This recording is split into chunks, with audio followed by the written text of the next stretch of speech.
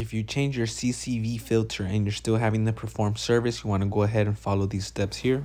This is for vehicles with the start stop button. You want to go ahead and put your button on the run position, making sure you don't press the brake pedal at all. So it would be on accessory mode. I like to keep the door slightly open and wait until the perform service message pops up on the digital screen. This vehicle is going to be showing that the door is slightly open and has other warning messages, but we're going to go ahead and disregard that and wait until we get our perform service, as you can see here.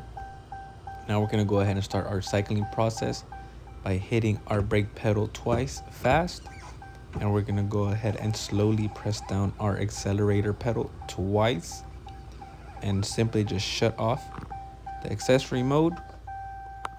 And then we're going to go ahead and press the brake and turn the vehicle on.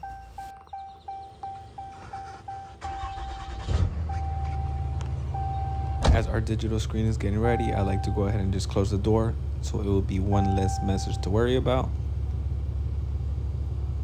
As I let it cycle through, make sure that the perform service doesn't come on. If you follow these steps, it should not come on and you are good to go.